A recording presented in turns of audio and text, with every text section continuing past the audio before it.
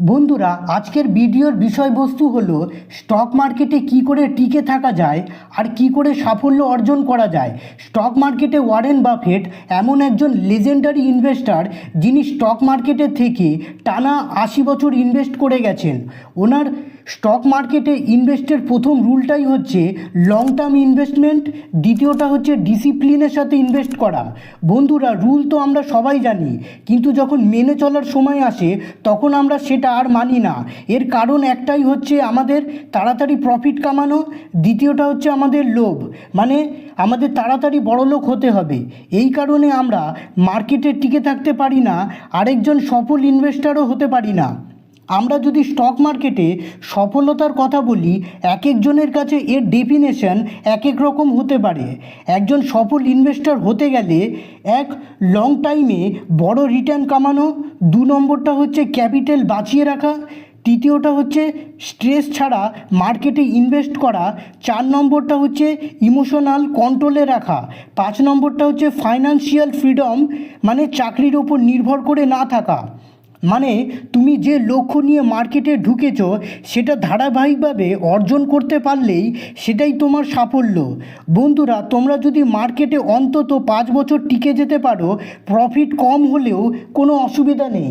তোমাদের এখানে একটি কৃষকের উদাহরণ দিয়ে বোঝাবো। মনে করো একজন কৃষক মাঠে আজ বীজ বুনলো, বীজ বোনার সাথে সাথেই কিন্তু ফল পাবে না। তাকে নিয়মিত জল দিতে হবে, সার দিতে হবে, মাঝে মাঝে ঝড় বৃষ্টি বাদল আসবে, কিন্তু কৃষক যদি ধৈর্য ধরে নিয়মিত কাজ চালিয়ে যায়, শেষে তার কষ্টের ফসল একদিন সে পায়। এখানে গুরুত্বপূর্ণ ব্যাপারটা হলো ধৈর্য, নিয়মিত যত্ন ও ঝড়ে টিকে থাকাটাই হলো আসল ব্যাপার। তেমনি স্টক মার্কেটেও আমাদের ধৈর্য, কনসিস্টেন্সি ও মার্কেট ভলিটিলিটি সহ্য করে যে টিকে থাকতে পারবে সেই আগামী দিনে স্টক মার্কেটে সফল হতে পারবে। স্টক মার্কেটে সারভাইভ এর মানে হলো, বন্ধুরা, স্টক মার্কেটে সাফল্য তখনই আসে যখন তুমি মার্কেটে দীর্ঘ সময় ধরে টিকে থাকতে পারবে। তোমাদের এখানে ক্রিকেট খেলার উদাহরণ দিয়ে বোঝাই। কোনো ব্যাটসম্যান যখন ব্যাটিং করতে আসে তখন তার উদ্দেশ্য কি কখনো প্রত্যেক বলেই 6-4 মারার দিকে থাকে, নাকি ক্রিজে টিকে থেকে পুরো ম্যাচ খেলার দিকে থাকবে? ব্যাটসম্যান যদি পুরো ওভার টিকে খেলতে পারে তাহলে পরে অনেক 6-4 মারার সুযোগ পাবে। আর যদি ব্যাটসম্যান তাড়াহুড়ো করে খেলার চেষ্টা করে তাহলে তাড়াতাড়ি আউট হওয়ার সম্ভাবনা বেশি থাকবে। স্টক মার্কেটও হলো একটা লম্বা ম্যাচের মতো, এখানে তোমাকে ধৈর্য ধরে টিকে থাকতে হবে। বন্ধুরা, তোমরা যখন প্রথমে মার্কেটে যে ক্যাপিটাল দিয়ে শুরু করো সেটা যাতে লস না করে বসো।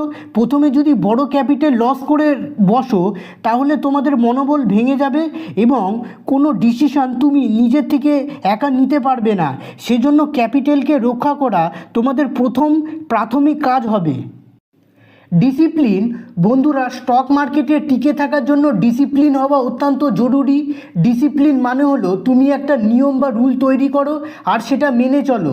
ইমোশনের ওপর কন্ট্রোল রাখো আর একটা পরিকল্পনা তৈরি করো, সেই অনুযায়ী মার্কেটে টাকা ইনভেস্ট করো। মনে করো এরা 2 বন্ধু, রাম ও শ্যাম। এদের দুজনের কাছেই বাইক আছে এবং দুজনে বাইক চালিয়ে অফিসে যায়।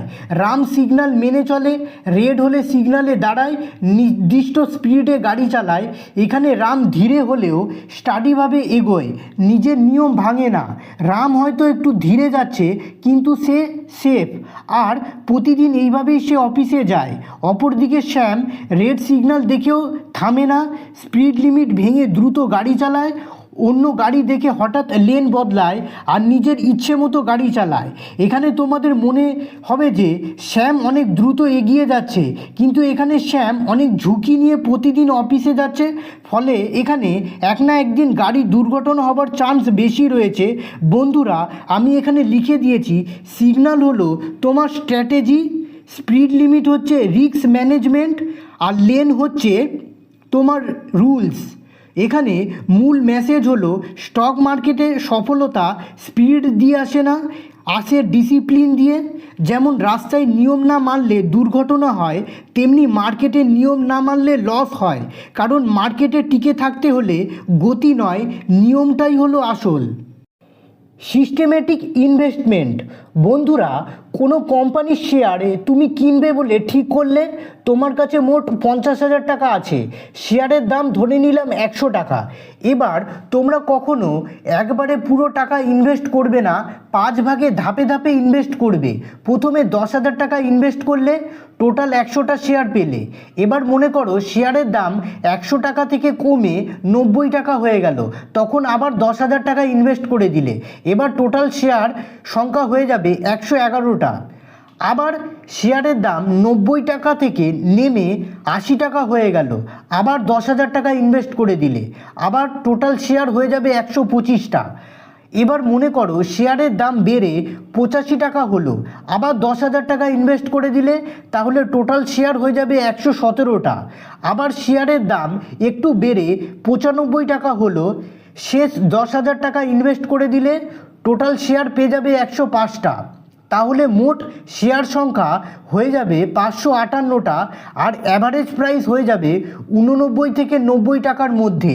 এখানে একবারে পুরো টাকা ঢাললে তুমি বাজারের টাইমিং ধরতে পারতে না, কিন্তু ধাপে ধাপে ইনভেস্ট করলে মার্কেট নিচে নামলেও তুমি আরও সস্তায় শেয়ার কিনতে পারলে, আর তোমার অ্যাভারেজ প্রাইসও কমে গেল। আর শেয়ার প্রাইস 90 টাকা থেকে বেড়ে যখন 100 টাকায় চলে যাবে, তখন তুমি আবার প্রফিটে চলে আসবে।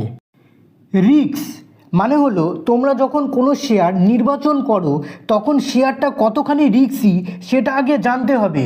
ধরে নাও এই শেয়ারটার যদি কথা বলি, শেয়ারটার নাম হচ্ছে পিএনসি ইনফ্রাটেক। যদি তোমরা দেখো শেয়ারটার চার্ট প্যাটার্ন, তাহলে দেখবে 2024 সালের মে মাসে 559 টাকার কাছাকাছি পৌঁছে গেছিলো, আর সেখান থেকে পড়তে পড়তে 2026 সালের মার্চ মাসে 160 টাকার কাছাকাছি চলে আসে, মানে প্রায় 70% কারেকশান হয়ে গেছে। আর যদি রিটার্নের কথা বলি, তাহলে এক ঝটকায় 100%-এর বেশি রিটার্ন দিয়ে থাকে। 2022 সালে শেয়ারটা প্রায় 230 টাকার কাছাকাছি ছিল, 2025 সালে এসে 560 টাকার কাছাকাছি চলে যায়, মানে প্রায় 120%-এর মতো রিটার্ন দিয়েছে। মানে এই ধরনের শেয়ার 60 থেকে 70% অনায়াসে ক্র্যাশ হয়ে যায়। তোমরা যদি এই ধরনের শেয়ার কিনে থাকো, তাহলে তোমাদের আগের থেকে মেন্টালি প্রিপেয়ার্ড হয়ে থাকতে হবে।